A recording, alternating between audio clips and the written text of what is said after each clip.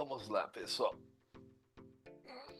Marcos, você vai precisar de alguma coisa assim, é, alguma ideia que você precise Pensei que era um hambúrguer, mas pro decorrer? Não, o hambúrguer fica pra mim, entendeu? é, mas você perguntou, né? Eu É, perguntei exatamente, referente à aula. Eu acho que todo mundo entendeu, menos você. É engraçado isso, viu? você é que me traz esse humor. Não sei se isso é bom ou é ruim, mas É você o faz. péssimo. Deixa eu ver se tem alguma coisa nesse instante. O rap. Olha, é, eu acho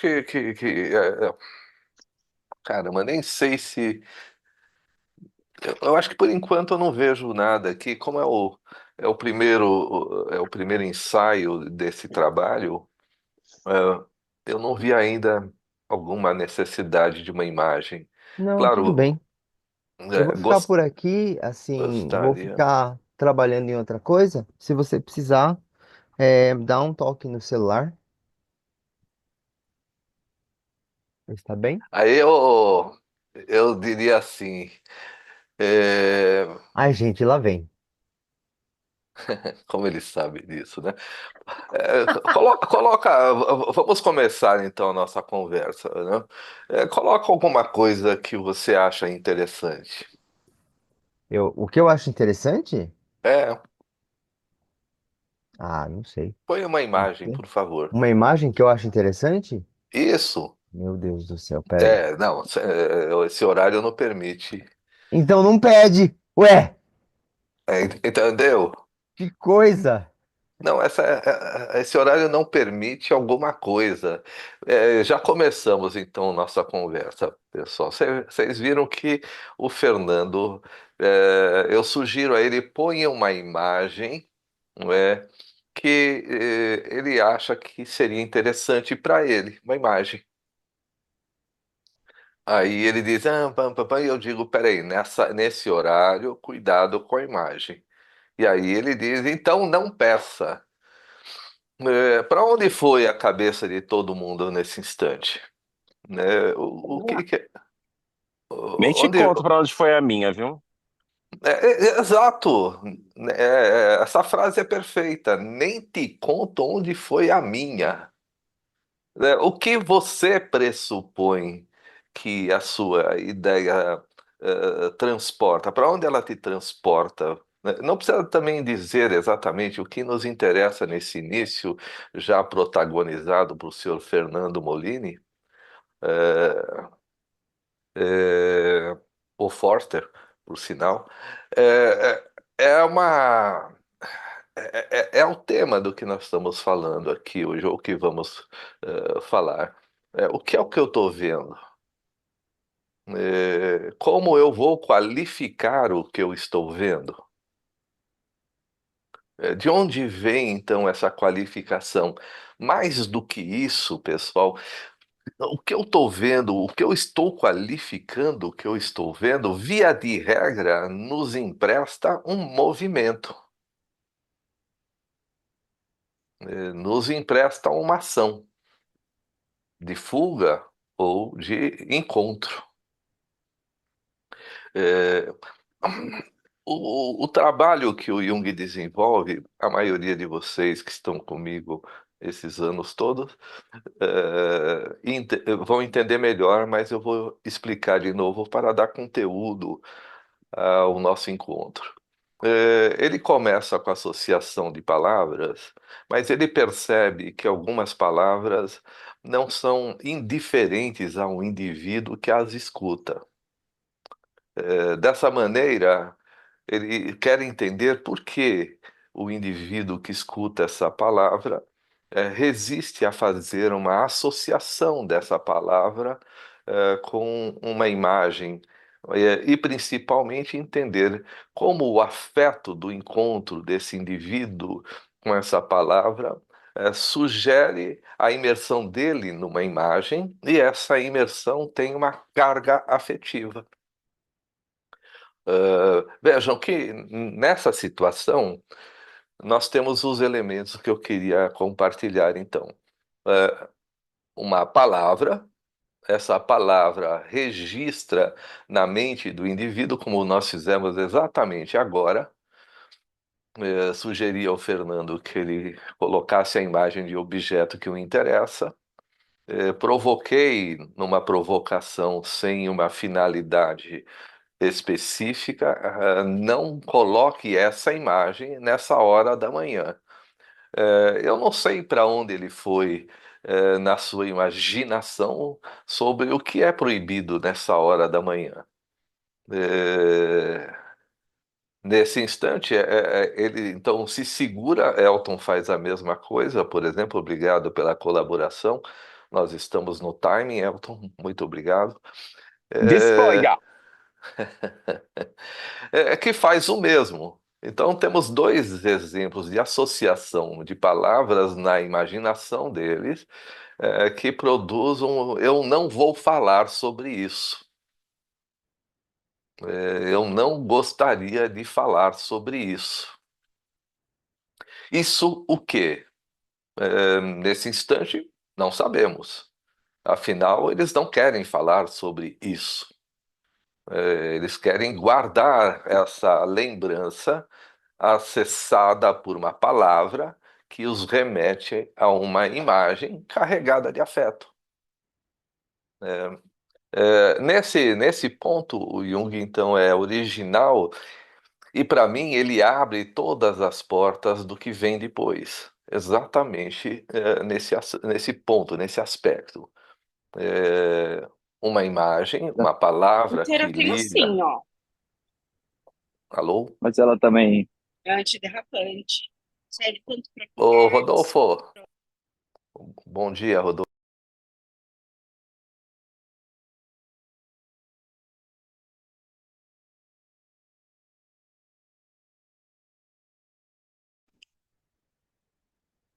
E o Marcos está silenciado. Agora é Seu você que áudio tá está meio mudo. fechado.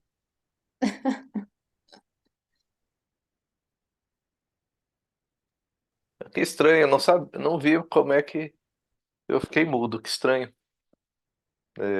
Tem alguma coisa em andamento. Então, mas vejam, tudo isso que nós estamos colocando aqui faz parte de um enredo. Então, ele percebe, o Jung percebe que tem uma cena, essa cena tem uma série de elementos, esses elementos compostos produzem uma resposta afetiva do indivíduo para esse contexto.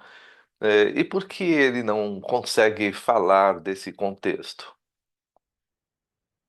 Porque não sabe por que ele sente esse afeto. Ele pode sugerir na descrição da cena que ela tem uma carga afetiva. Partindo desse princípio inicial do Jung, em que palavras, afetos e cenas estão interligados, nós precisamos narrar alguma coisa para o quê? Para ouvir o que eu disse na compreensão daquilo que me afeta. Eh, Vamos comer sei lá, um pudim de quiabo. Não sei nem se dá para fazer isso. Alguém vai dizer, eu adoro quiabo. E o outro vai dizer, pelo amor de Deus, quem é que gosta de quiabo no pudim? Veja, tudo isso na imaginação. Quem disse que o pudim de quiabo é ruim, o faz por imaginar e por trazer uma lembrança da relação dele com o quiabo, que não é agradável. O contrário, então, também acontece. Aquele que come e diz que delícia tem uma relação diferente com o quiabo. Veja, nós temos um objeto, o quiabo, que pode produzir um sem fim de considerações.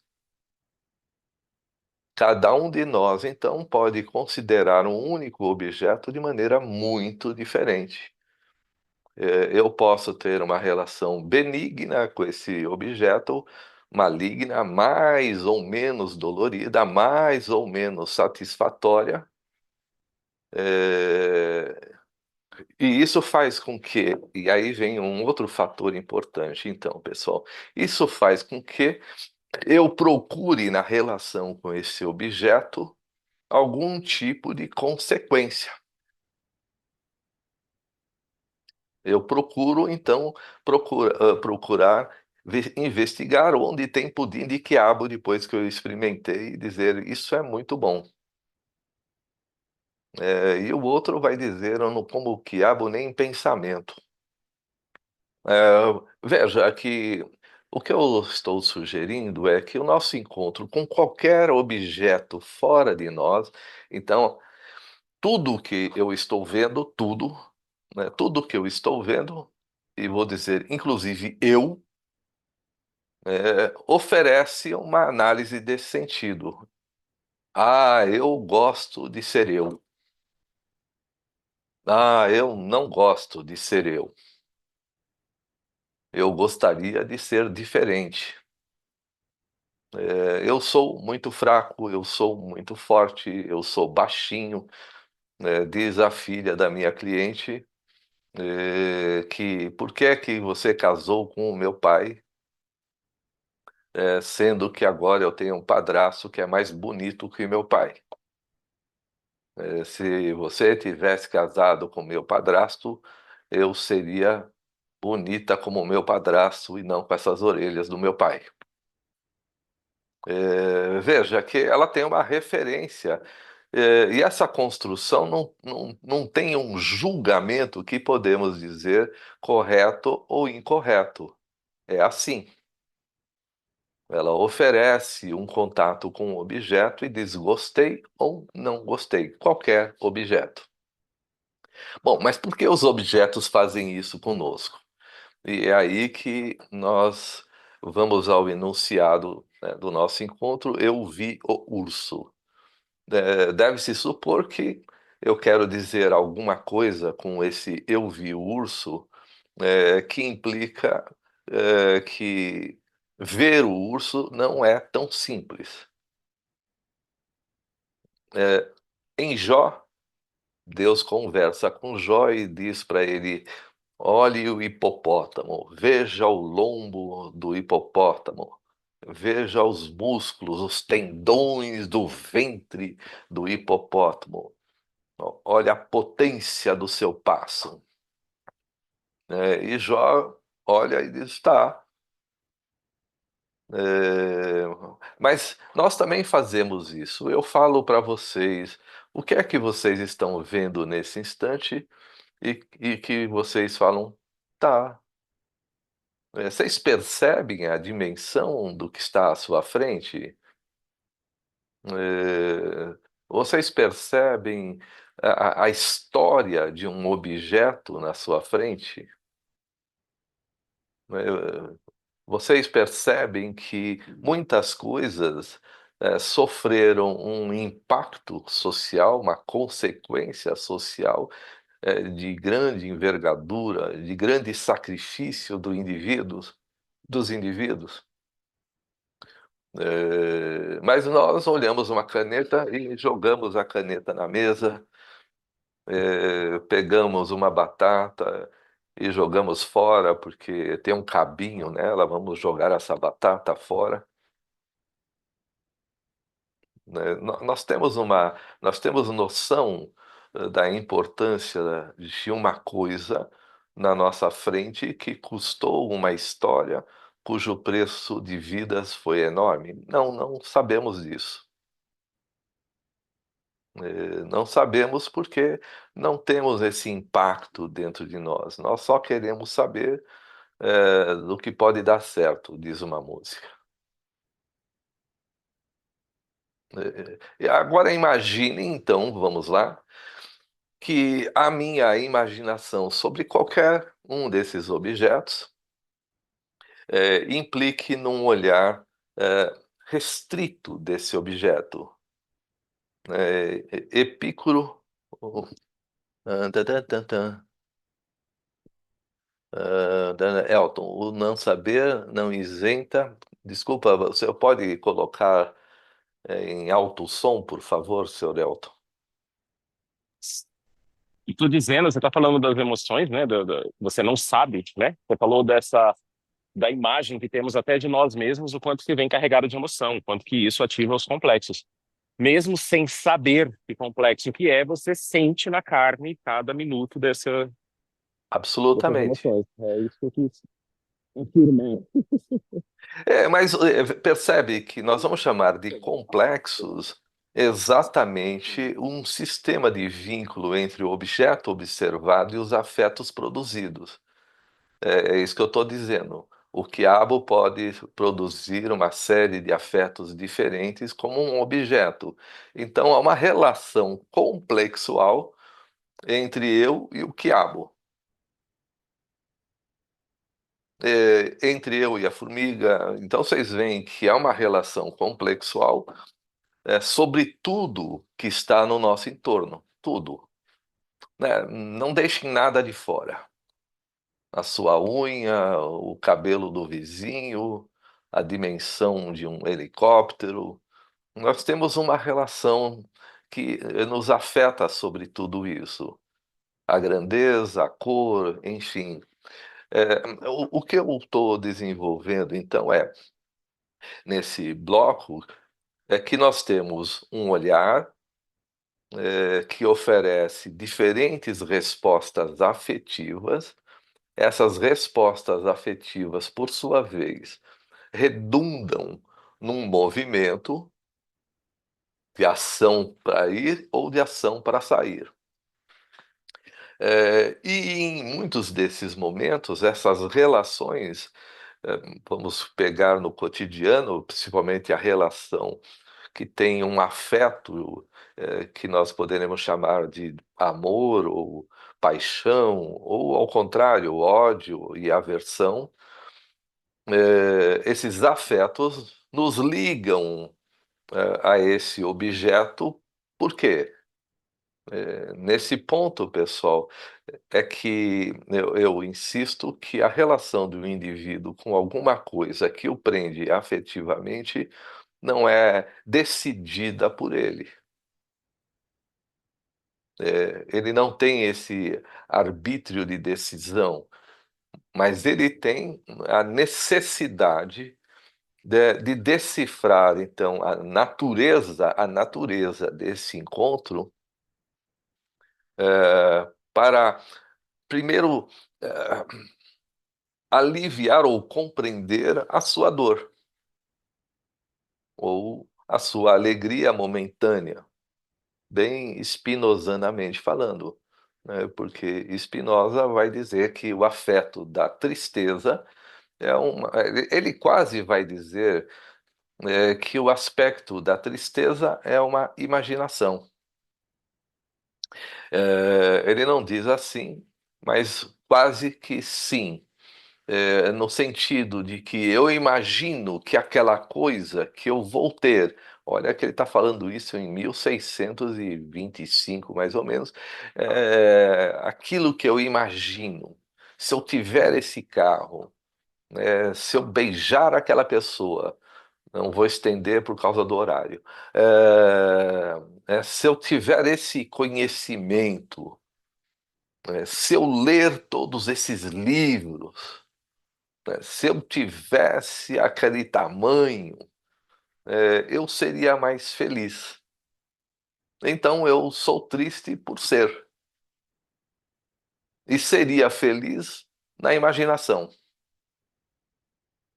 É, nos coloca, então, pessoal, o que é isso?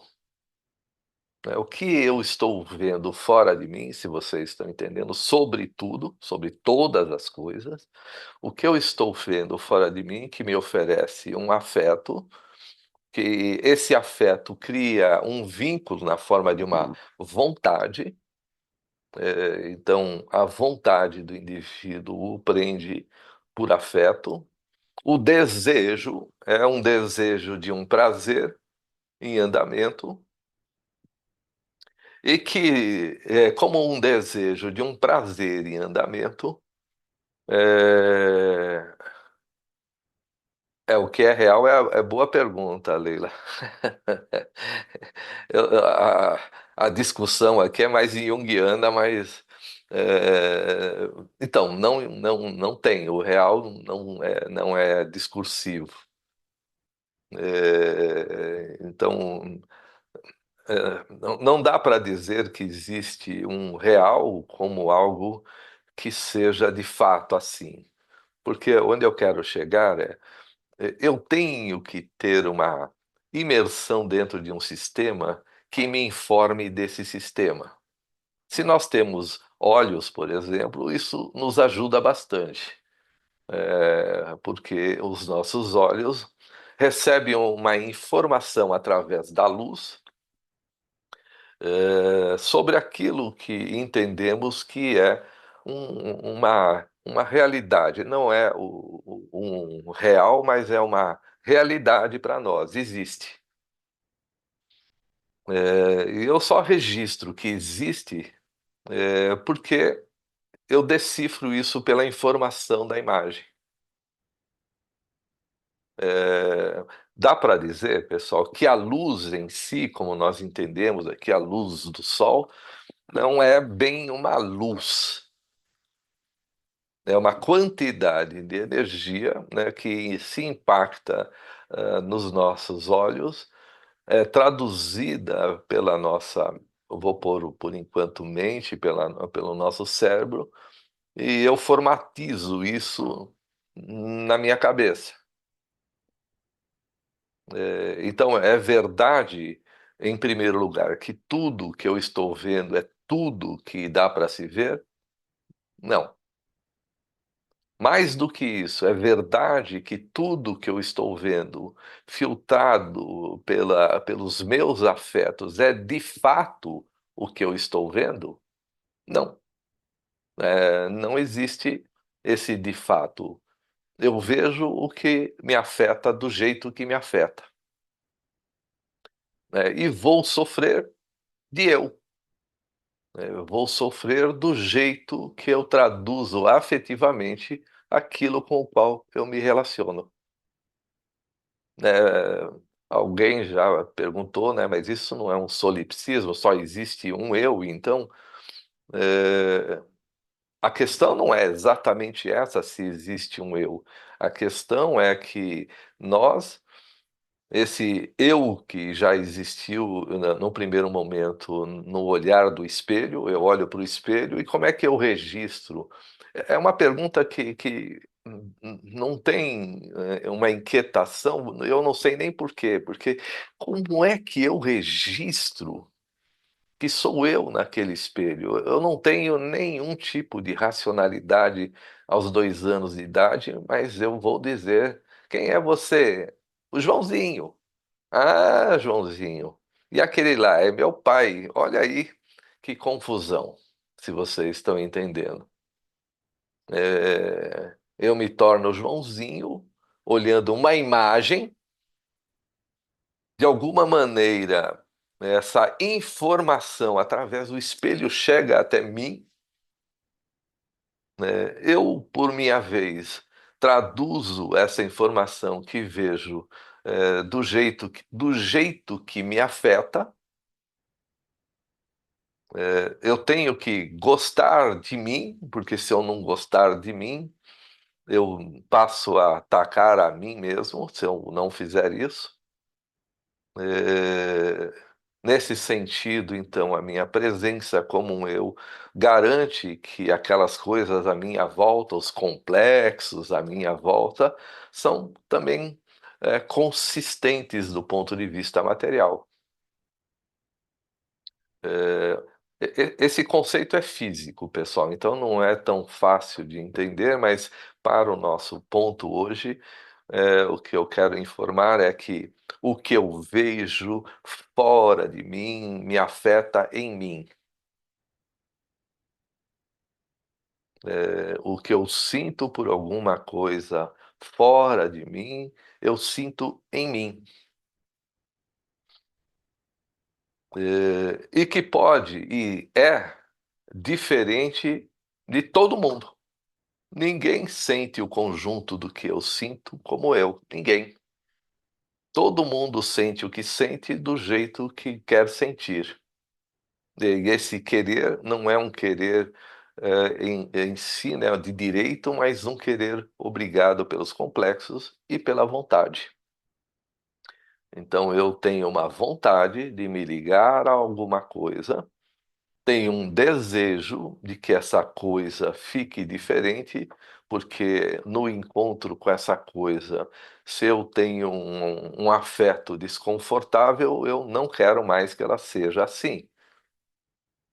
Se ela tem um afeto agradável, uma presença que eu não abro mão, então eu quero essa presença sempre a mim. Mas ninguém se pergunta como isso acontece, para que isso acontece? O como já é complicado, porque se eu estou sugerindo que os afetos para um mesmo objeto são diferenciados, e que no trecho de Jó, Deus sugere: olha isso aqui, Jó, e Deus está sugerindo: o que é que você não vê aqui que eu estou tentando te mostrar?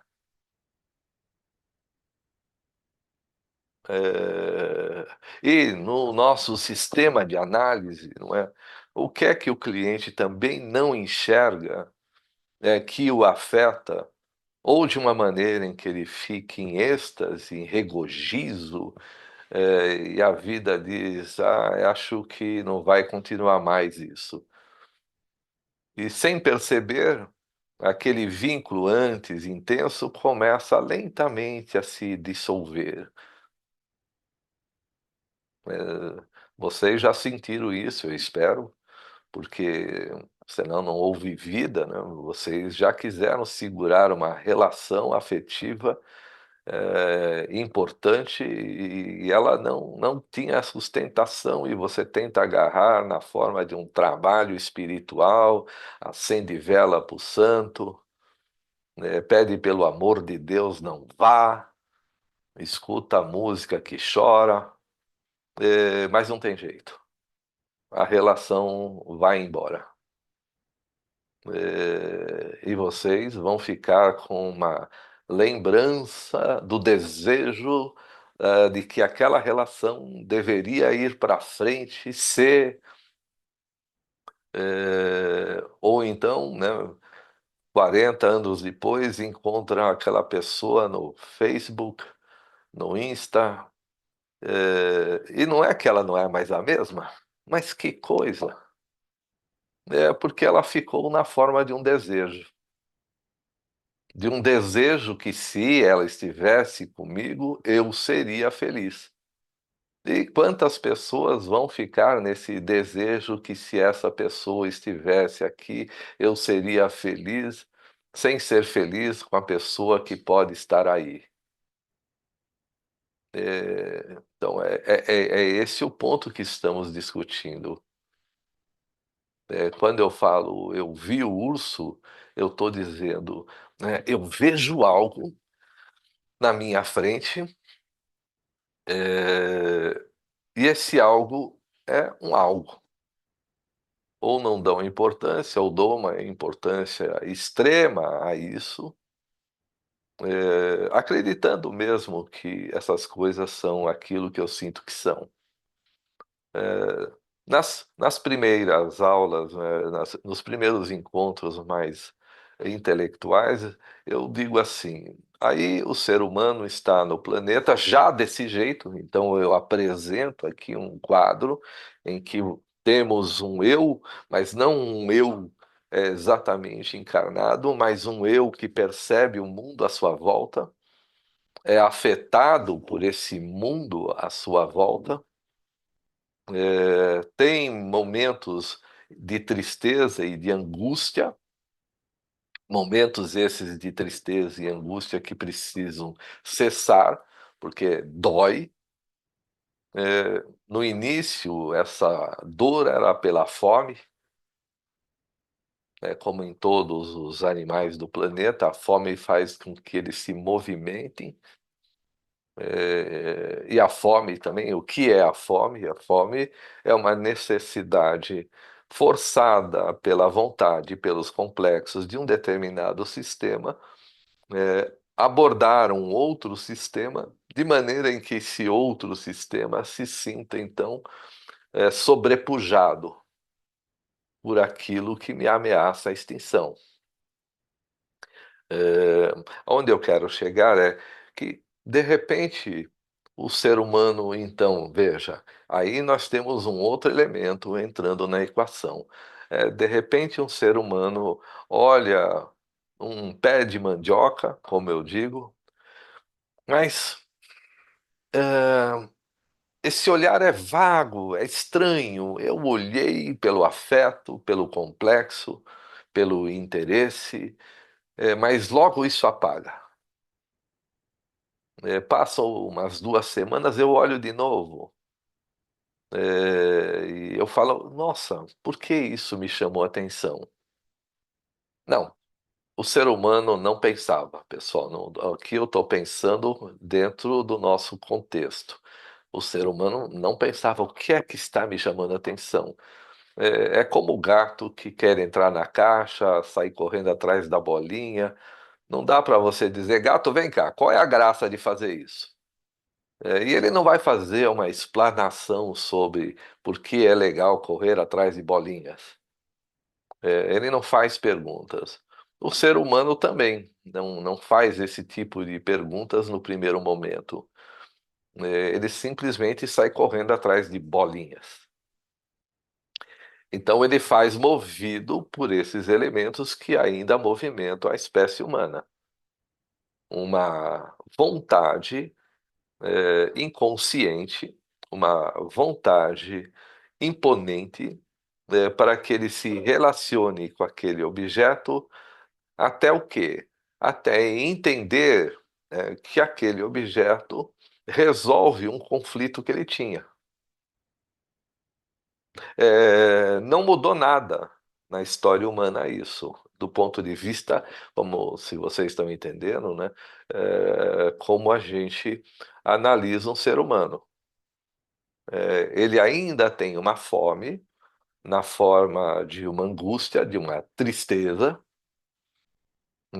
Ele conta essa história para alguém. Olha, eu tenho uma fome, uma dor. E as pessoas, como vocês conhecem bem, eu também. Eu tenho uma dor de cabeça. E o meu joelho, então? Então, não tem ninguém que se transforme num objeto que diz: entendo o que você busca. É como se lá atrás aquele indivíduo com uma dor na fome fosse olhando para o raio daquela planta estranha e de alguma maneira, no auge da fome, ele morde a mandioca, o milho, o trigo, e sente que aquilo foi um quiabo que fez bem. Nossa, eu adoro milho, eu adoro cenouras. Eu vou dizer, e aquele sem vergonha, aquele desgraçado adora quiabo. Não é que ele plantou o quiabo? Eu não gosto de quiabo, como vocês veem, mas a minha ideia é: alguém plantou algo que outras pessoas vão odiar. Quem mandou você dar corda para isso? É, Hoje em dia isso se transformou num por que é que você se comporta desse jeito, por que que você joga a toalha molhada na cama, ainda existe isso, pessoal. Joga a toalha molhada na cama, por que você comprou 5 pares de sapato? Não dava para comprar um a cada mês, você comprou 5 de uma vez? Onde você vai agora? Sábado à noite, jogar bola com os amigos. Não é possível. Entendem que tudo isso revela inefavelmente que eu continuo com fome de algo. Hoje eu estou meio titãs, né? Você tem fome de quê? Mas entendo, nós temos uma fome do mesmo jeito, na mesma rota daquele primeiro indivíduo que pensou: ah, eu tenho fome e preciso achar um jeito de comer. Chegamos bem até aí. Eu estou sendo claro aqui nas minhas considerações sobre o que eu vejo, o que eu sinto. Tem um propósito, não é aleatório. Eu não vou esbarrar no pé de mandioca eh, por acaso.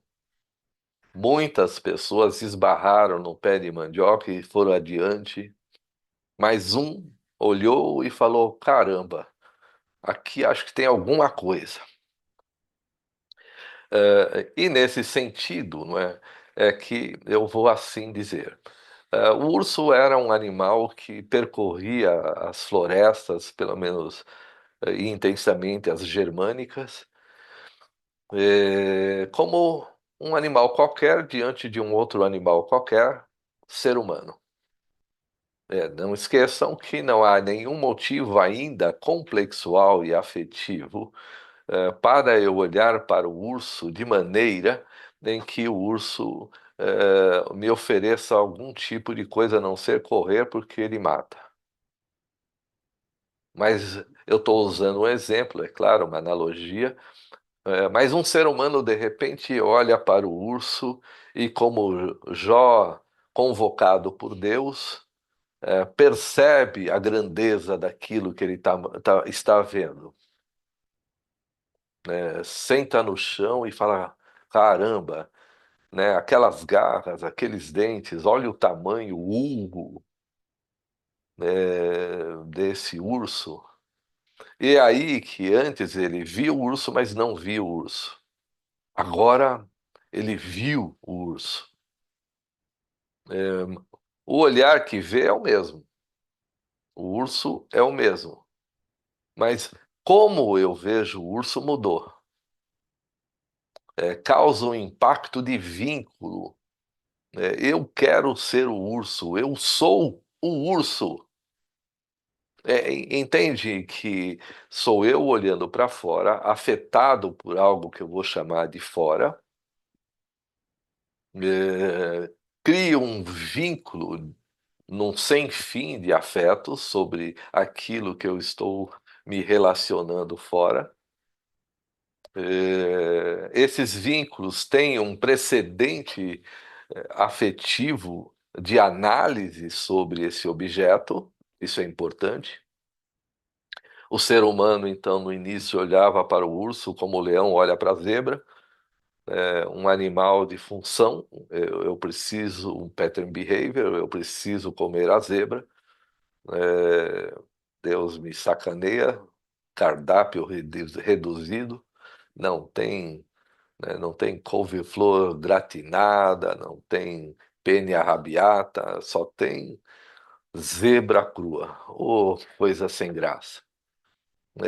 Mas não tem jeito, é obrigatório o leão comer a zebra, porque senão a zebra come toda a grama, se comer toda a grama morre a zebra, morre o leão e, e morre tudo.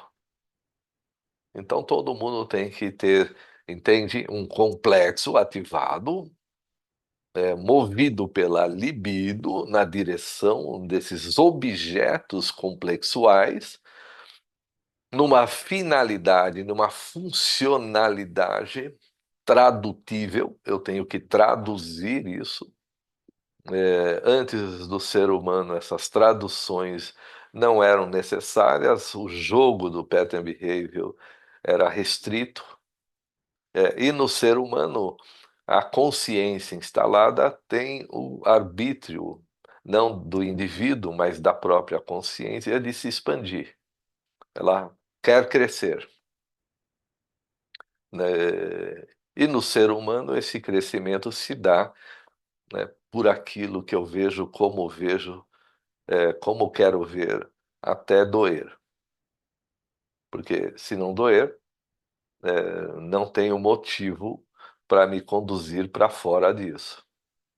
Então eu veria no paraíso um Deus me dando tudo o que eu preciso.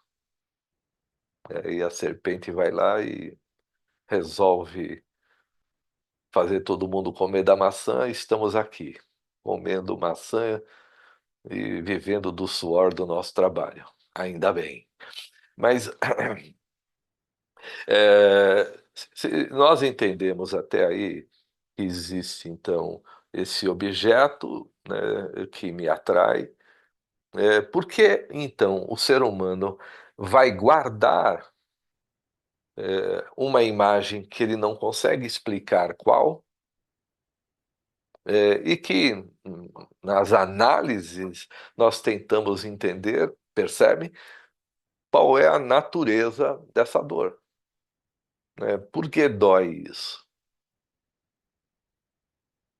É aí que a terapia se instala em que um observador, o analista, consciente de que ele mesmo, analista, tem diante de si um pé de mandioca que ele olha e fala: por que isso está me chamando a atenção? Vai e volta, sessão por sessão.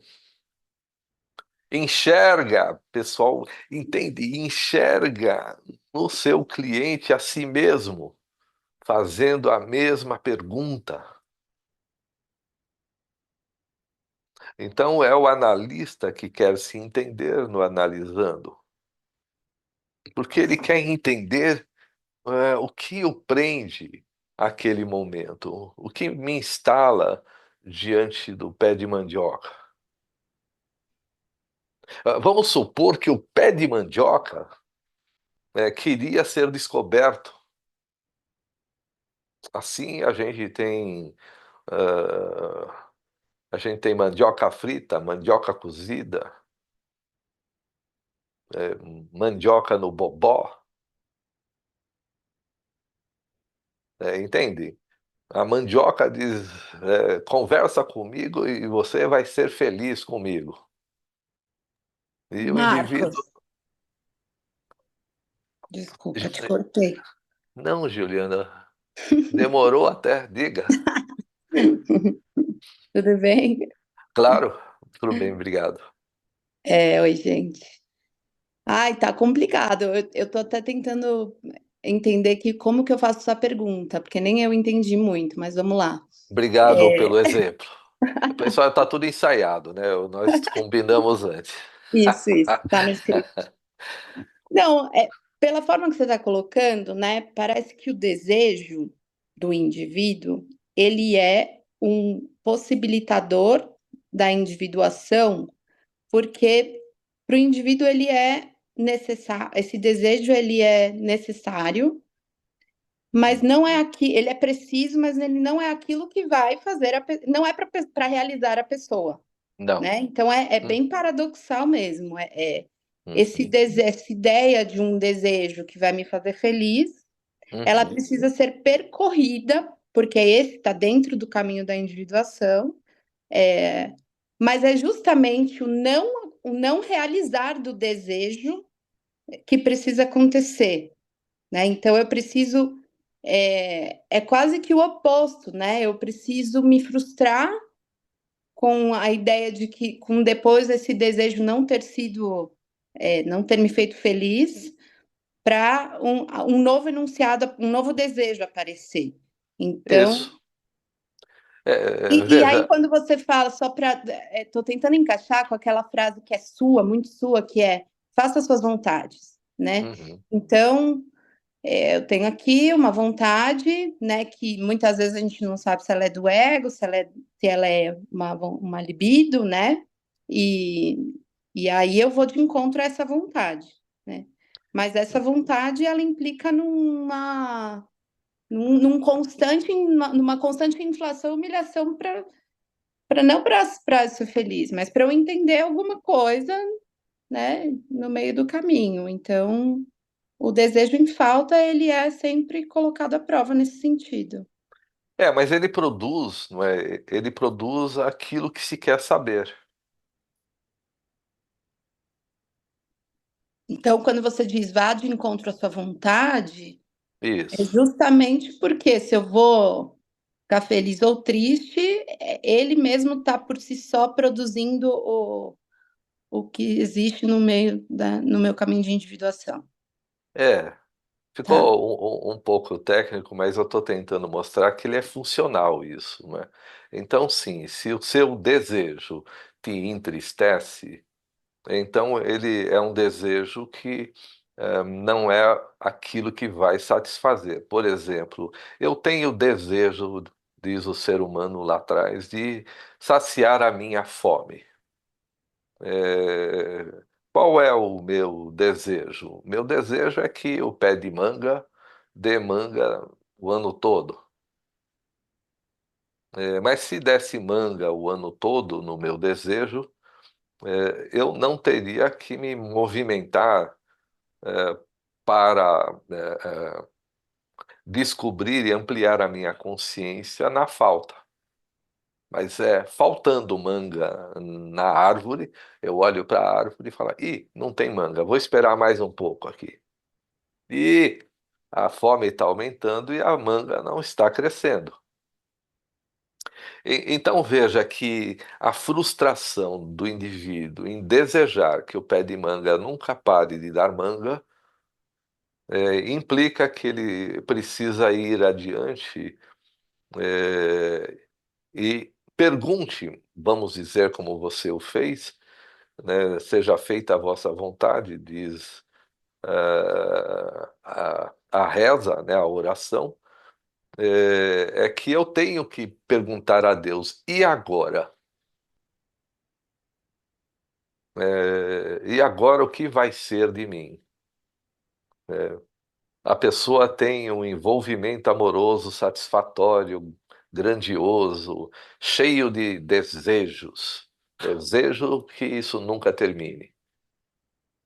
Mais do que isso, desejo que isso vá na direção daquilo que eu imagino que seria um momento de grande alegria.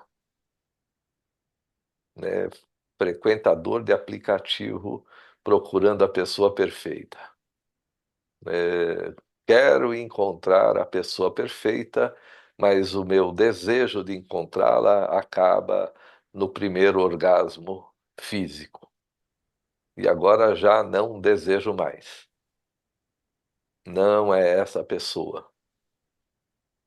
Entende que todo o desejo nesse quesito, ele não é em falta, né, porque não existe. É como abrir a geladeira no excesso de opções e que nenhuma delas serve. De novo, né, a questão dos vícios. Eu estou experimentando fazendo uma coisa sempre igual que ela me dê um resultado diferente. Tudo gira em torno disso. Se a árvore estiver me dando manga, eu não quero que ninguém mexa na árvore. É, Marcos, Oi, Magda. então o desejo, na verdade, ele não tem que ir para fora. Ele não é para ser realizado. Ele é Não, exatamente aquilo que tem que ser suportado, porque ele será essa bússola que me direcionará aonde eu preciso, não aonde eu quero. isso. Numa descoberta do urso. Sim, tá. Porque, entende, você olha para o urso como se ele estivesse no seu cotidiano. Mas quando você é impactada emocionalmente, é afetada pelo encontro com o objeto, urso, urrando pela primeira vez de um jeito que você nunca tinha reparado, você tem que sentar numa pedra e dizer: Uau! O que isso significa, né? Eu tenho que contar. Isso. Se eu É, não, se eu então, não contar, não, a Magda, obrigada, acho que resumiu tão bem, assim, eu estava aqui, né? Mas, então você diz, faça a sua vontade, não porque, né, o analisando acha que é faça a sua vontade para ele ser feliz, né? porque ele está Sim. ali diante de você, pelo menos nos inícios, acho que depois de um tempo de relação, isso já muda, né? É, Mas no início ele. às vezes 20 anos, assim, logo depois. Mas Marcos, acho que ele busca, né, um imediatismo nessa angústia que quer ser Claro, citada, né? claro. E se faça a sua vontade, então né, é o que a Magda trouxe. Não necessariamente você vai se realizar com isso, mas se você compreende a natureza né, do que isso foi apresentado para você, então você está no caminho. E eu acho que esse é um dos grandes desafios nossos, né? Como é que a gente sustenta isso com o cliente na travessia tão dolorosa dele, né? Quando ele chega sangrando. Mas não esquece, né, Gil, que nós estamos falando que o nosso cliente é o pé de mandioca. Para que serve o nosso trabalho? É simplesmente para ouvir e tentar, através de algum recurso, eliminar a dor de um desejo não satisfeito? Cruel, né? Deus é cruel porque ele fez isso comigo. Então era melhor nem ter me apaixonado se eu soubesse que a pessoa ia morrer, né? Ia embora, eu nunca mais vou ver. É, então me deixe em paz.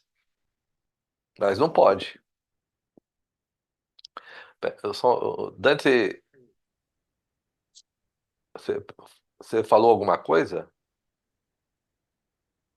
Ah, não foi você? Eu ouvi alguém babru. fui Não, eu. não. Acho que foi o Elton. Ah, sim, tá bom. Ah, mas eu não vou nem perguntar, porque agora eu tô todo confuso aqui. Tô O entendendo Mas, parceiro nada mas, da agora. dupla.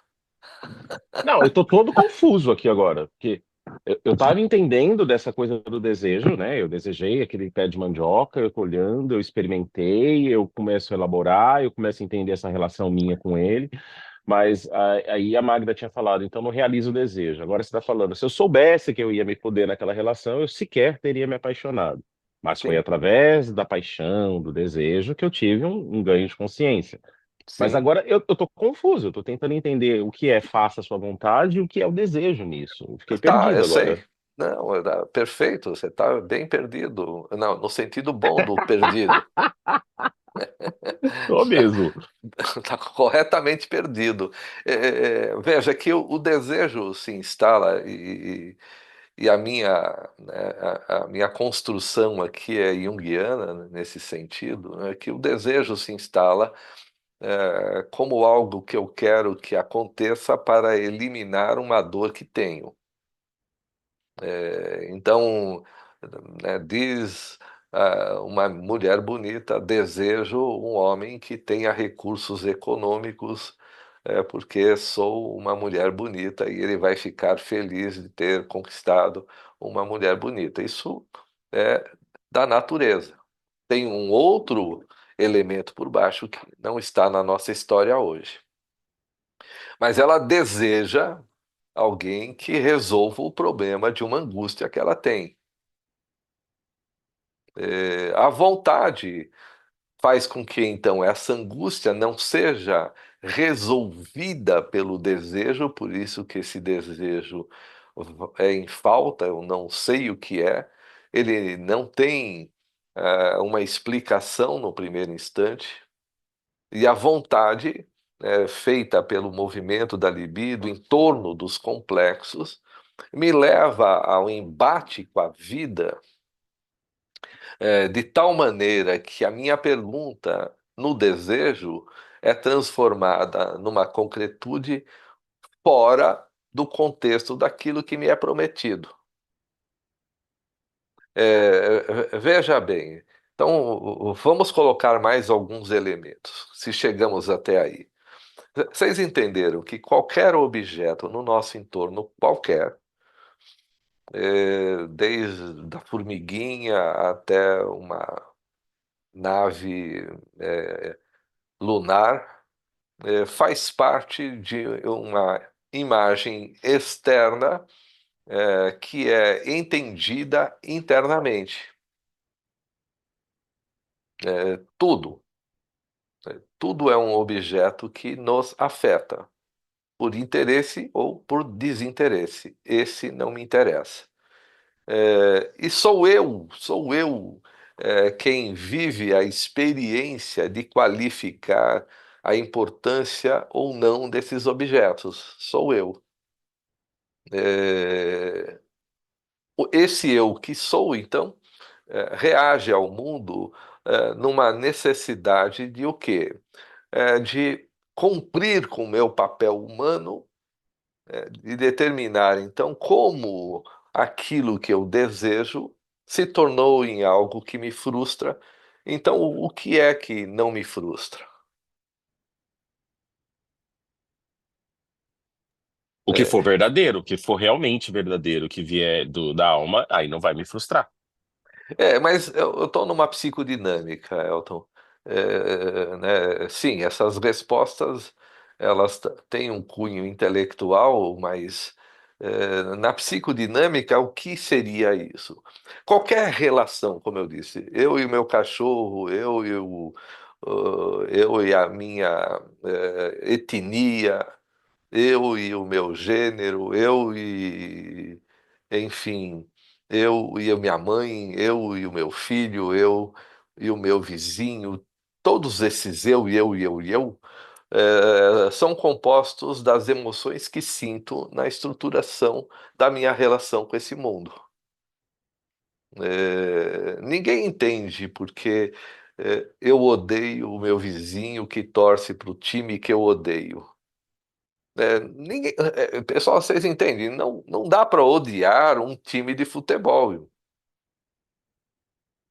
É algo que não tem nenhum cabimento de sensatez. Odiar um time de futebol, na verdade, odiar a cor da camisa de um time de futebol, porque tá bom, eu odeio o time que tem o Zezinho, o Luizinho e o Guinho. Aí tira esses três do time e põe lá mais o Joãozinho, o Manuel e o Joaquim. Eu continuo odiando o time. Quer dizer, não se trata de que eu odeio uma pessoa que não fez nada para mim. Se trata de um ódio específico sobre um time de futebol. Da mesma maneira que eu vou odiar uma pessoa que não é da minha etnia. Eu odeio essa pessoa. Eu vou odiar uma pessoa que não pensa no que eu penso. Entendo que sou eu sempre, odiando e amando, é, depreciando, e valorizando, sou sempre eu. O outro só faz eu descobrir eu. É, eu e minhas alegrias, eu e minhas frustrações, eu. Mas se eu mesmo sou um eu que tenho apreço em ser eu, exatamente para ser uma expressão única de todos os eus que eu me transformo no encontro com todos os outros, é, qual é a graça disso na vida? Né? O que é essa flutuação de humores? Qual é a funcionalidade da dinâmica da psique? Então, porque nesse instante, pessoal, a gente poderia dizer que é, não, Leila, não é bem assim, né? Eh, a ideia, ninguém pode entender o outro a não ser o terapeuta, né? Não é bem assim. Mas eu entendo, né, e aí sim, as terapias entraram no mundo para que o próprio ser humano queira entender o que ele é. Por que eu tenho que sofrer isso? Onde isso me leva? Vejam, pessoal, vamos supor que alguém então descubra epicuristicamente, ou bom, epicuriamente, mas alguém descubra, caramba, você tem razão, por que que eu odeio o meu vizinho só porque ele torce para um outro time? A gente brinca, dá risada, faz churrasco, a família dele é legal, a minha e a dele se congregam, mas o time dele ganhou do meu e ele põe a cabeça da janela, uhul, perdeu! E é o ato contínuo, pega um tijolo e vup, atiro na janela da sala dele. Né? Por que eu fiz isso? Né? Qual é a funcionalidade desse ato? Entende? Se vocês estão entendendo, que desejo eu tenho, né, de que meu time seja invencível, por que que eu vou desejar que meu time seja invencível? Para não acessar a raiva de quando ele perde. Então agora eu sei que eu tenho uma raiva, que eu acho que só me afeta quando o meu time perde, mas me afeta muito mais do que isso. Então é essa ferramenta que se instala na humanidade, sugerindo que o analista vai tendo no encontro sistemático cada vez mais ferramentas ah, para traduzir as tensões envolvidas entre um ser humano e o seu meio. Senão, não haveria uma evolução. Nós seríamos movidos por uma energia incompreensível que sempre resulta em situações desconfortáveis. Se não sempre, uma hora elas acontecem.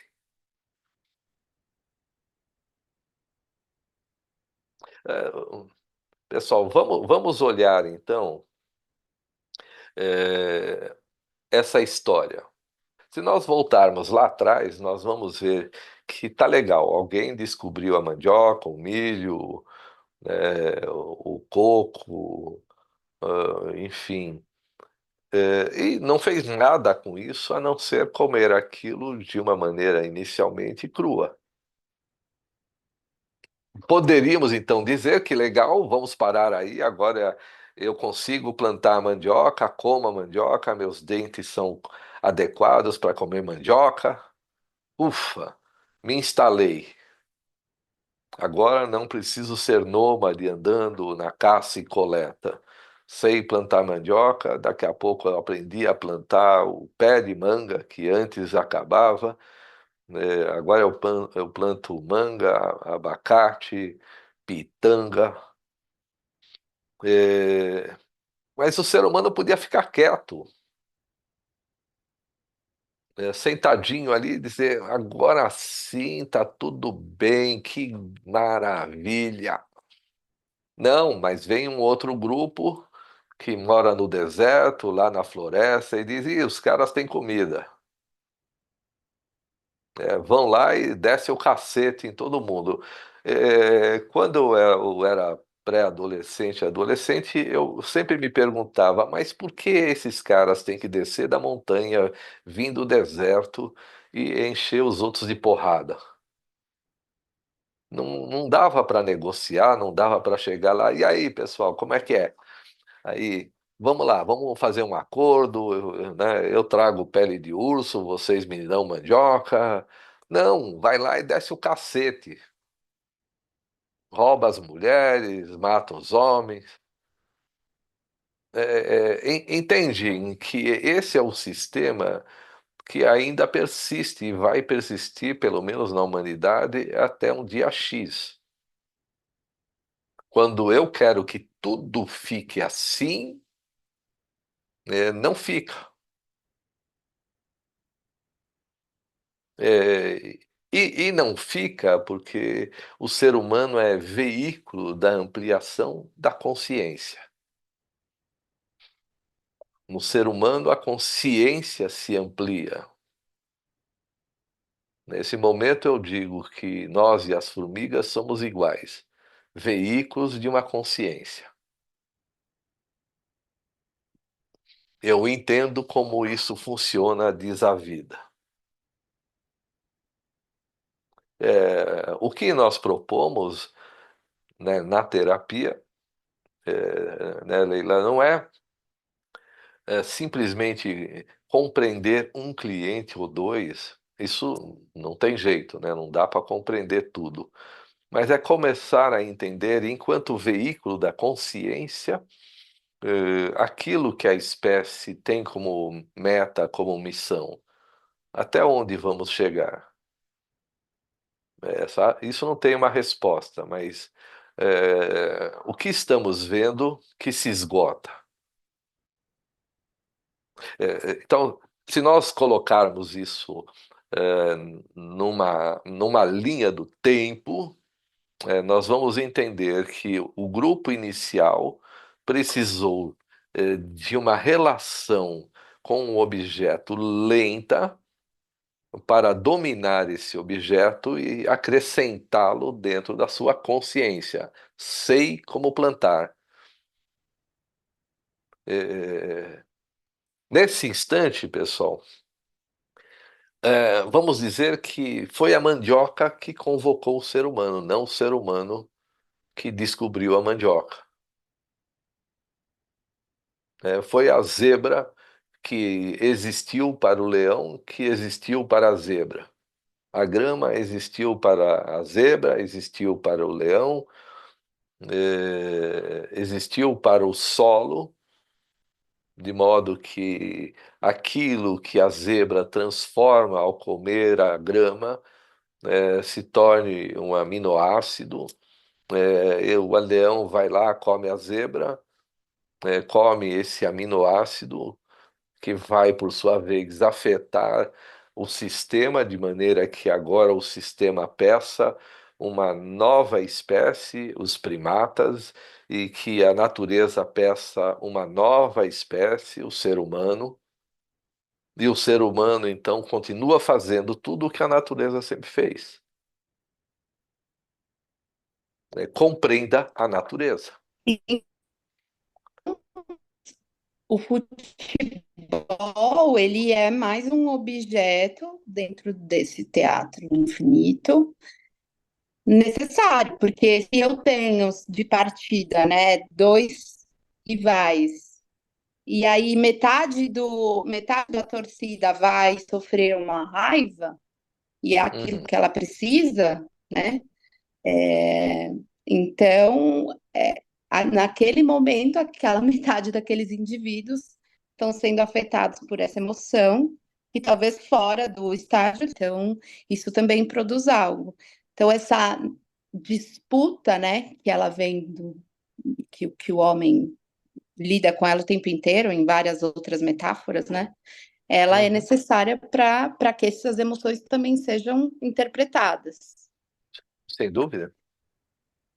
Sem dúvida. Sempre a Então, tem uma fome. razão odiar o seu rival, né? Sim. É. A fome sempre é o leitmotiv, né? Sempre o motivador. Quanto eu garanto que eu vou receber um alimento por aquilo que eu produzo na forma de uma ação inserida sobre o outro. Veja, até então, pessoal, até então esse sistema, como eu estou desenhando, ele veio sendo convocado da natureza para a natureza. Da mandioca para o ser humano, da zebra para o leão, da formiga para a folha da árvore. Todos esses sistemas surgem um aperfeiçoando e ameaçando o outro. Então, nós temos que olhar sobre a ótica do que é que está sendo ameaçado, o que é ameaça e o que está sendo ameaçado. Aí vamos, né, nessas questões que todas as linhas analíticas mais profundas sabem. Eu penso de um jeito que não serve. Eu consigo narrar que o meu time perdeu, mas eu não consigo narrar porque eu fiquei com raiva. Eu consigo narrar que eu estou apaixonado pela Mariazinha, mas não consigo narrar por que a Mariazinha, né, está dando em cima do Zezinho. Então parece que isso é um ato beligerante, que já causou morte de muita gente. E se for um ato, né, evolutivo? E se isso implicar na ideia de que existe um grupo, eu e o meu amor pela Mariazinha, cujo critério de afeto da Mariazinha, quando me vê, num primeiro instante fica engrandecido. Oh, mas logo se esgota na minha relação, pelo conjunto de informações que eu ofereço para ela. Ela pode dizer, sim, gostei do que você me ofereceu, só que agora o que você me deu eu já sei. Você tem mais a me oferecer? Não. Ah, então eu sinto muito, mas o Zezinho agora anda de moto. Uhul! É. Mas de repente ela pode dizer: cansei de andar de moto, agora eu preciso de alguém, né, que saiba contar para mim histórias do Egito. Entendo que alimento não é só um alimento natural, não é só algo consistente materialmente.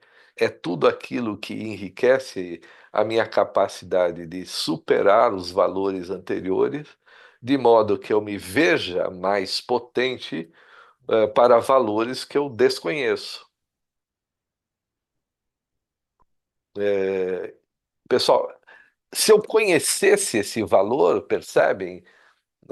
Eu estaria na minha tribo, né? Eu estaria comendo do mesmo, aplaudindo as mesmas coisas, é, gostando das pessoas do jeito que sempre se gostou.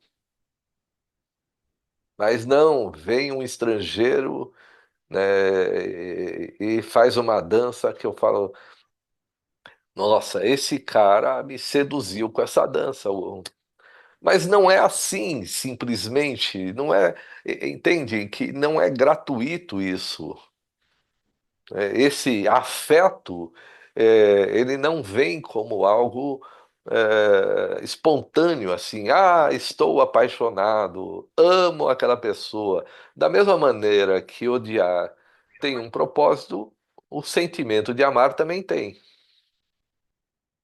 É uma emoção que sugere um prazer contínuo, mesmo, né, que não seja bem assim, dizem os casados.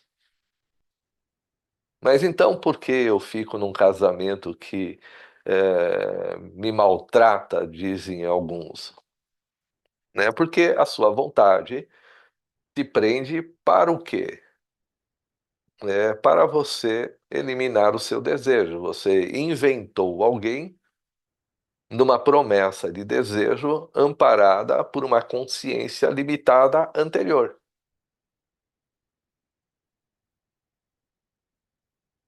E nesse sentido, eu preciso me conscientizar que sofro de um desejo instalado pelos meus pais que dizem: se você for assim, você vai ser feliz. Família de carregadores de tijolos. Se nasce o filho forte, nossa, vamos ficar ricos, hein? O menino vai carregar tijolos. Aí nasce o filho fraquinho e as pessoas olham, isso não serve para nada. Não sei o que Deus quis com isso. Quis me castigar. Tem transtorno de peito pequeno. É, síndrome da mão que não segura nada. Eu invento uma história, mas a história é coerente. Para mim, ele não serve, né? Serve para dar comida para os patos, mas não serve para nada. E a criança, então, veja que está ali dizendo: porra, eu não sirvo para nada. O meu desejo é ser o meu irmão forte, é ser aquele que serve para alguma coisa, mas por mais que eu faça academia, como meia dúzia de ovos, eu não consigo, ser o meu irmão forte. Entendam que é aí que o desejo de ser o irmão mais forte me frustra, porque não é para eu ser o meu irmão mais forte, é para eu ser alguém que ultrapassa a consciência anterior e instala aquilo que eu não sei o que é. Porque, entende, se eu soubesse o que eu tenho que fazer, o meu pai dizia: é fraquinho, mas pode carregar a carroça com o burrico. Enquanto não existir carroça com burrico, ele não serve. Então é ele na frustração. É ele que as meninas vão dizer: "Ih, né, minha filha, cai fora que isso aí não dá nada certo." É, diz a amiguinha, na reunião da balada: esse rapaz aí, zero à esquerda. E ainda por cima, se sentindo zero à esquerda, é alcoólatra. Agora é que danou tudo. Agora já era um zero à esquerda, agora é um fraco, que fica se alcoolizando. É aí também, Leila, que entra o analista. Ele olha e diz, conscientemente, que é o que eu estou oferecendo no nosso debate hoje.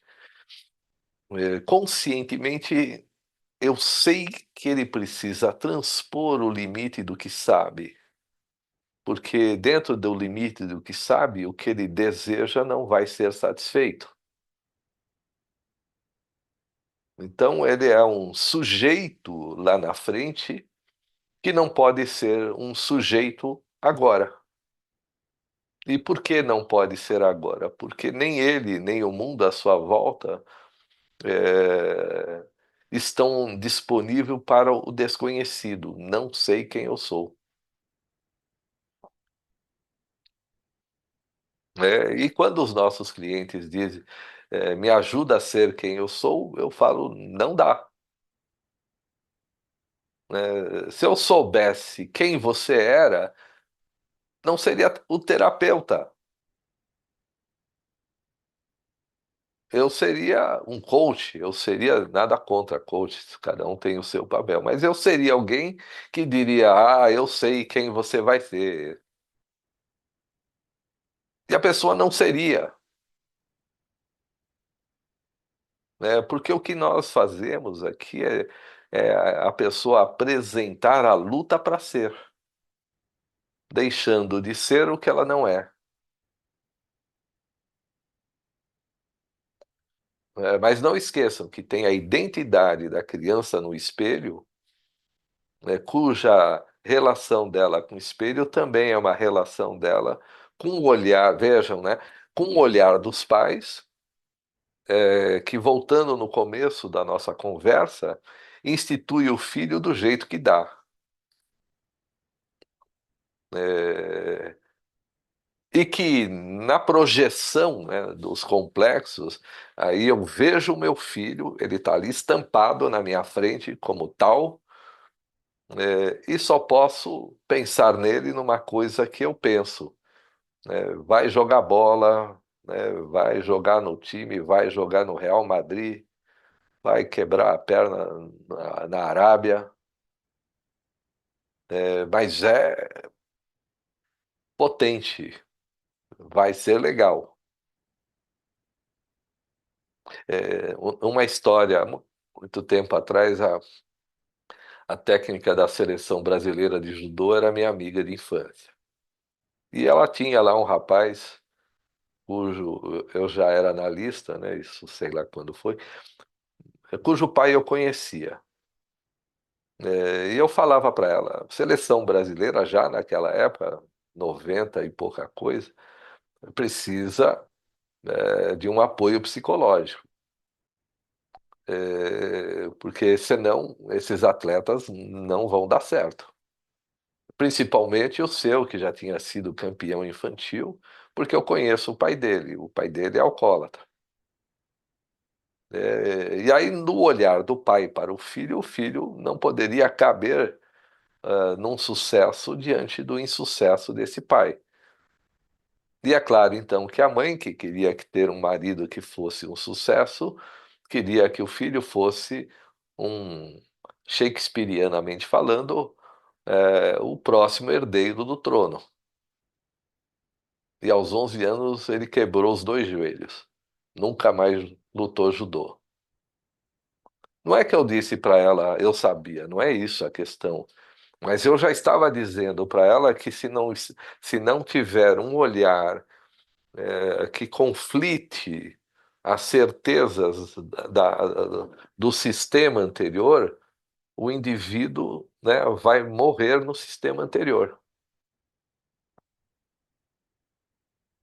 Se alguém, então, de repente se cansou de comer mandioca crua, um dia na fogueira contando histórias, a mandioca cai sem ninguém perceber dentro da fogueira. No dia seguinte ele abre e não é que estava molinha debaixo da casca. Ele fala: Oh, agora achei um outro jeito.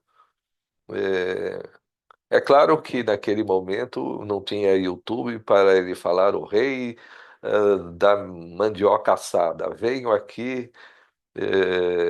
Ou dava aula na internet dizendo: Eu vou te ensinar os segredos de como assar mandioca ganhando dinheiro no YouTube. Não tinha isso, então logo a mandioca ficou assada e dominada pelo sistema. Marco, Oi, Rodolfo. um exemplo, uma pergunta que foi talvez um pouco mais prático nesse caso da seleção de judô. Se você interfere, né, como analista, dando apoio psicológico a essa equipe, no momento que você identifica esse filho, esse pai, a chance dele parar de competir é grande, né? E aí, qual seria a expectativa desse trabalho, sendo que a seleção tem expectativa desses atletas competindo, e não que eles vão parando de competir, entender que são o desejo dos pais. Então, Rodolfo, é boa pergunta, né? Porque isso aconteceu lá nos anos 90, e o sistema da Confederação de Judô Brasileira foi mudando. O passo seguinte foi o aumento espontâneo, né, mudando a direção do sistema com novas perspectivas, começaram a aparecer os campeões. E agora havia um chamado que vai produzir um efeito que se chama Síndrome Brasil no mundo inteiro. Qual é o efeito? Aí as pessoas começaram, né? O Derli foi bicampeão mundial, o ai caramba, esqueci o nome dele agora, o Walter Carmona, né, que eu conheci lá numa festa com a minha amiga, depois que ele virou, acho, medalhista de bronze numa Olimpíada. Então, veja que você amplia o leque de opções dos pais frente ao perfil das crianças que se tinha. Antes era só futebol. A gente vê que naquele incidente fatal que consumiu 15 crianças ah, no Flamengo, né, na sede lá do Flamengo, no Fogo, no enterro de uma das crianças, um pai diz declaradamente isso. Somos pobres e a esperança de que ele jogasse no Flamengo e em outros times agora vai para o espaço, nós estamos condenados à pobreza. Isso está num vídeo. Então, percebem que é como o modelo anterior qualifica o modelo posterior no limite do que pode qualificar. Eu também brinco nas aulas dizendo Um menino chega e diz para o pai: Vou ser tocador de tuba, já toma um piparote na orelha. Moleque, você está besta, tocador de tuba. Isso não dá dinheiro, isso aí só vai dar trabalho, você vai ficar carregando tuba, que é pesado para cima e para baixo, vai ter escoliose, né? Já terrifica toda a cena, e a criança assustada deseja ser alguém importante, mas não vai ser tocador de tuba. Esses exemplos se repetem, e eu diria que eles são iguais no planeta todo, 100% das pessoas. Os pais só podem olhar o indivíduo no espaço de compreensão da sua consciência. Nós só podemos olhar o indivíduo no espaço da nossa compreensão da nossa consciência. Eu só posso falar de quem eu sou. Não sei quem é Paulo, mas escuto Pedro. E tudo que eu estou sugerindo aqui no desenvolvimento a gente, quem está entrando em contato com esses temas hoje em dia, né, hoje no nosso encontro, então a gente chama isso de projeção, e as pessoas não entendem exatamente o que é projeção. Porque projeção, então, é quando eu coloco no outro uma característica minha que me incomoda para o bem ou para o mal. E as pessoas dizem, mas o outro é o outro. Não, não é, porque o comportamento do outro me afeta complexualmente. Eu não consigo olhar o outro indiferentemente. Eu tenho um leque de afetos que me conduzem ao evento do encontro. E esse evento serve para que eu descubra que o meu jeito de interpretar os objetos me afetam de uma maneira vencida. Se eu não olhar o urso diferente, de modo que eu sente numa pedra e falo, uau, eu nunca tinha visto esse animal desse jeito. Se eu não, entendem? A minha chamada para a nossa conversa hoje vai nessa direção. Se eu não olhar para o espelho e dizer, caramba, eu me vejo agora muito além do que eu me via. Eu estava completamente enganado de quem eu era. E aí façam perguntas, não hoje, claro, mas que não dá. Mas vejam quantas perguntas aparecem. Como então os teóricos analistas foram se debruçando a partir de cada constatação dessa, numa pergunta seguinte, do tipo, para que serve isso então? Que eu estou dando aqui a minha opinião e a minha sugestão de continuidade de reflexão. Serve para evoluir a consciência, ok. Conscientes disso, como isso se transforma, então, numa ferramenta que explora a releitura do indivíduo, tirando-o de uma realidade sem graça, mórbida, monótona, para um olhar para o urso, e você senta e diz, uau. Porque eu e os analistas têm que estar viciados em ver o urso. Cada cliente entra na terapia como um urso que eu vejo todos os dias. Mas eu preciso, e eu acredito, 100% dos casos, que lá dentro tem algo que faz eu sentar e dizer, caramba, como essa pessoa chegou nisso? Entendo que tem essa consciência, É isso que eu convido as pessoas à minha volta. Vamos pensar quem é esse outro na minha frente, que tipo de emoções, que tipo de afetos eu tenho no encontro com ele. E quando eu me transformo a partir do encontro com ele, ele tem um espaço para ser considerado além daquilo que ele era considerado anteriormente.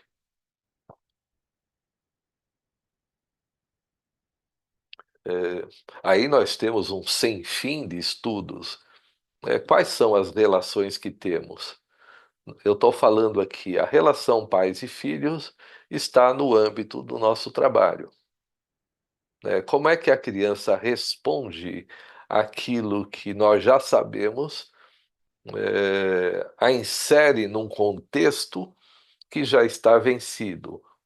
Como o raquítico da síndrome da mão que não segura peso vai se transformar num outro tipo de transtorno ou síndrome na nossa sociedade.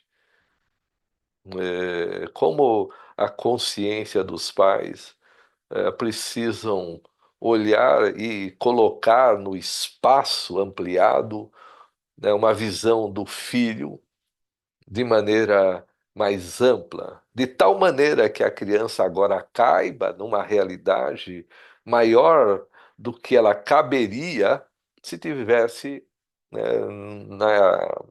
na época dos pais.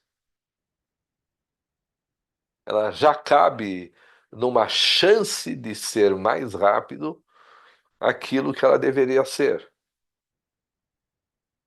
Há uma hipótese, né, no sentido de, bom, então eu suspeito que o que eu quero que o meu filho seja vai condená-lo a ser infeliz. E aí que eu digo, faça a sua vontade. Não sou eu, é a oração que diz, mas eu digo, faça a sua vontade. O que que você quer fazer? Porque você só vai fazer o que você quer fazer. Mesmo que o que você esteja fazendo, e é a sua vontade, esteja na direção do desejo que não vai se realizar, ainda assim é exatamente a sua vontade que vai te acuar no limiar entre o que você não é daquilo que você deve ser. Sua vontade vai fazer isso. Ao menos você vai saber que o seu embate interno está entre o passado e o futuro. É, a relação, então, com um outro também vai mudar. Veja, vai mudar pelo seguinte, pessoal. Percebem que se eu perder o meu tempo para ir no estádio de futebol, não é que eu não goste de futebol, não é isso. Na verdade, não é o meu esporte preferido, nem entre os 10. Mas o que eu quero dizer eu aprecio o futebol como um dia de companhia. Eu vou até o estádio para saborear um sanduíche de pernil com amigos, a gente dá risada, assiste um jogo tecnicamente bonito, que também já não existe mais, e pronto. Deem tratos à cabeça, eu ia falar bolas, que era uma gíria muito antiga. Só jovens de 60 anos para cima conhecem essa gíria. As crianças com menos não conhecem. Mas vamos dar espaço, então, para as reflexões. No final, quando eu faço um encontro como esse, eu quero produzir mais perguntas do que respostas.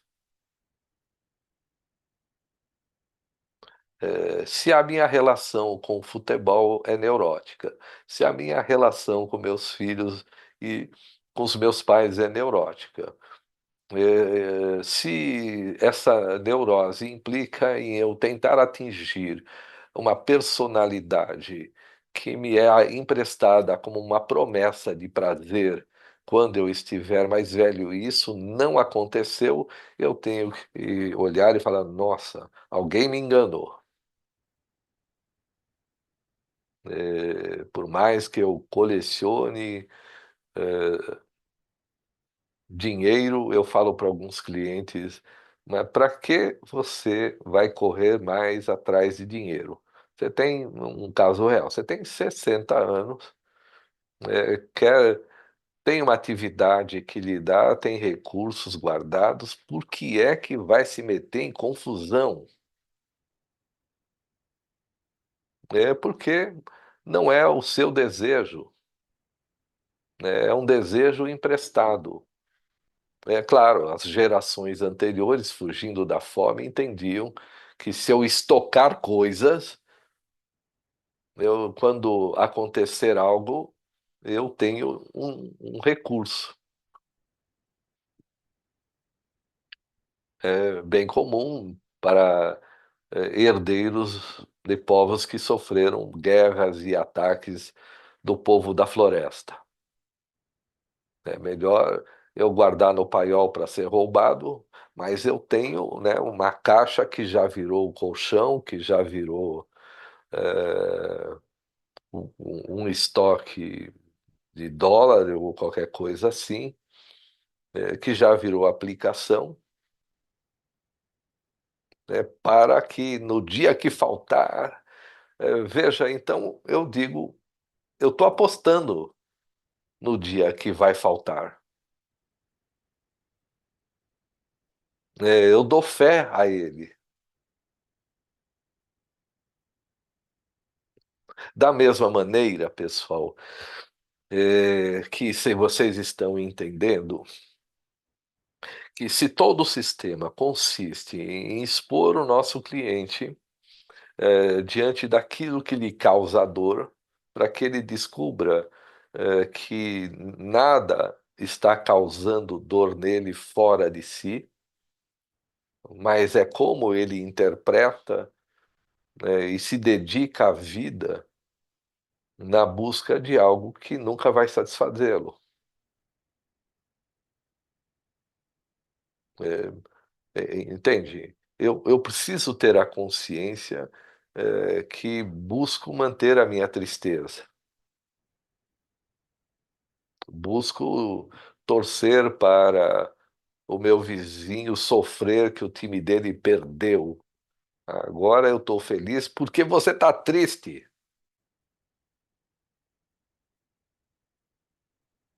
Eu tenho que ficar feliz porque ele está triste. Oba, hoje não sou eu. É, Aí vocês vão colecionar, sem exagero, milhares de perguntas das variantes disso. Milhares de perguntas que também não cabem hoje. Porque na conclusão dessa minha apresentação, eu quero chegar nesse ponto em que aquele que mais faz eu sentir dor é o que mais me ajuda a resolver a dor.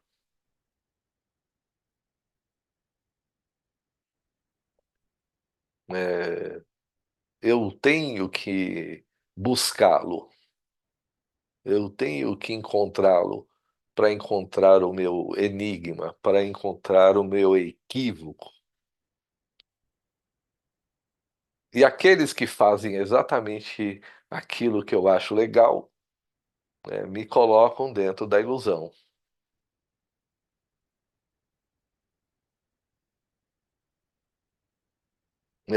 Porque eles vão querer mais desse momento de estar feliz. Não me venha com tristezas. Mas a tristeza já está lá.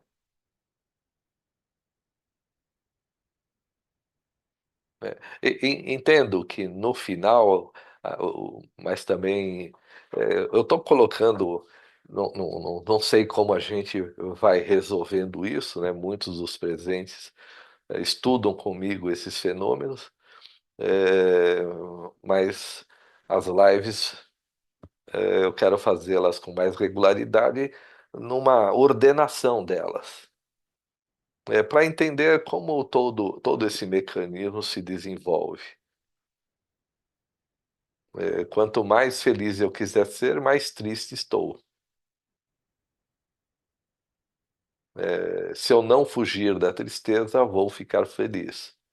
Mas isso tem que ser consciente.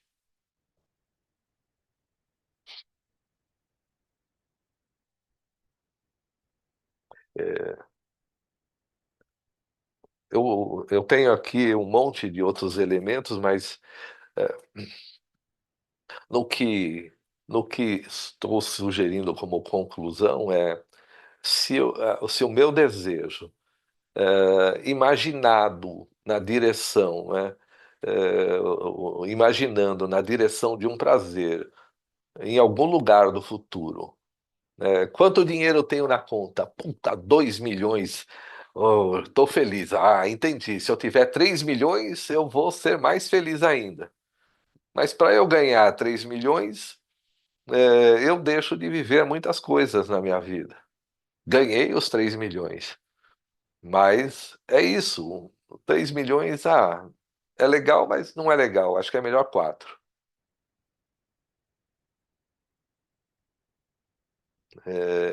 Entende? Eu olho no espelho e vejo, né, estou envelhecendo. A suposição é que envelhecendo só me resta o final da vida em andamento. Então eu passo a pensar mais no final da vida do que no amanhã. Eu vou sofrendo cada minuto. Nossa, meu Deus, eu vou morrer. Então, pensando em morrer, não vivo. Pensando em achar a pessoa perfeita, não vivo. Pensando em ter uma estabilidade pautada, em valores efêmeros, não vivo. É, é epicurista a visão, mas eu coloco isso de uma forma funcional. Eu não coloco isso como se fosse uma perfeição da vida. Eu coloco isso numa, eh, numa maturidade em andamento daquilo que vai produzir o nosso estigma mais cruel, o alimento.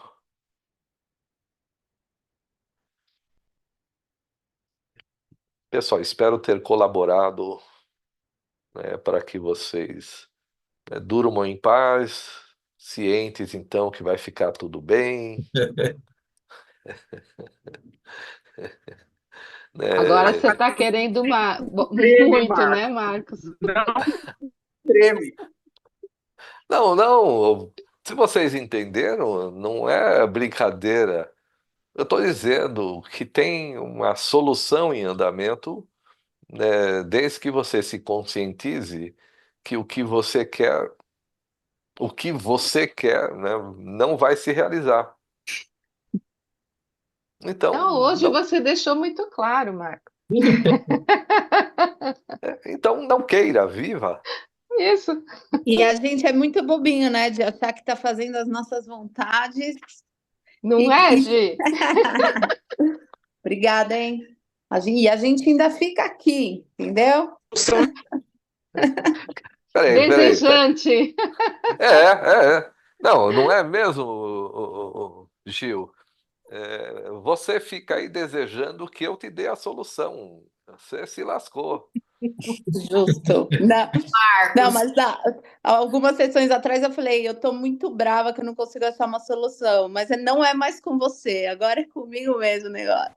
Isso. E não é com a gente também, né? Então Não. lascou. Não é com você nem comigo, agora Ah, Agora salta do avião sem paraquedas, Gi. olha, se você chegar lá embaixo viva, porque isso já aconteceu, Aham. né? Procura na internet, um cara fez isso. Mas esse foi o meu sonho. Lembra que eu E, contei? e- e ele viveu. o que que ele fez? Ele pulou do avião para se suicidar e não Ai, morreu. gente. nossa, Ah, Ele caiu num buraco de neve. Nossa, que Eu forte. conheci uma pessoa, Marcos, que fez isso e que se chamava Magda, na época da faculdade. E ela saltou, realmente ela caiu, e é da forma que ela caiu, ela rolou e, portanto, ela não se machucou. Foi tão interessante isso. É, mas então tem o impossível acontece porque o que nós chamamos de possível é uma prisão. Mas esse é tema para um outro debate. Boa. Maravilha. Pessoal, espero que os senhores todos, senhoritas, sim, ladies and gentlemen, possam ficar dormindo tranquilo. Uhum. Um dia, quem sabe, né? Não, mas fiquem quietos, eu garanto, né? Garanto que quando a gente vê o urso, só para terminar, é um Não, mas tem que impacto. correr. Não, é um impacto que vocês vão dizer, puta, entendi.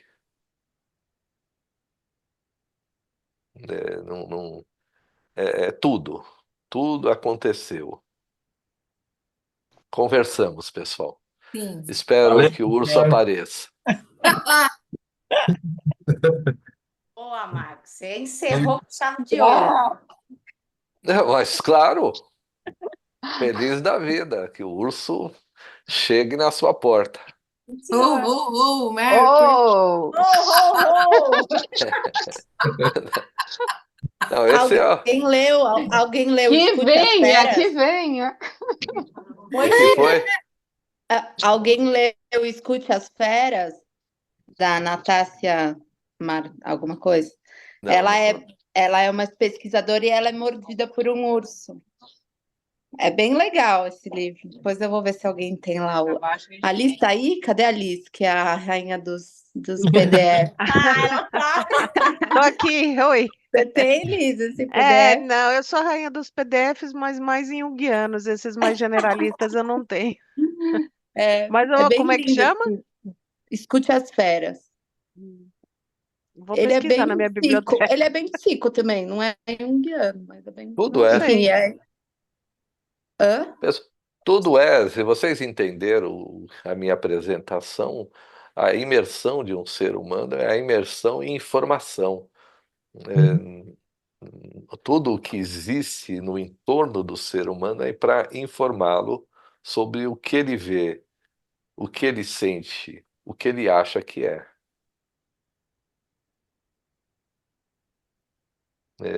Então, se eu saio da ilusão de que sou, eu consigo enxergar além do que sou, né? Quem olha para fora sonha, quem olha para dentro vive.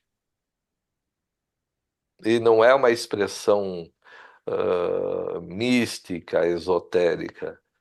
As pessoas ainda não entenderam o que é olhar para dentro. Quando você olha para dentro, lá fora fica tudo bem. Um beijo, pessoal. Beijo a todos. Valeu, Obrigado pessoal. pela presença. Tchau, pessoal. Vocês Tchau, aí. Marcos. Bom Natal! Beijo! Boas festas, eu fiz Tchau, isso pessoal. aqui Boas para festas. Tudo bom.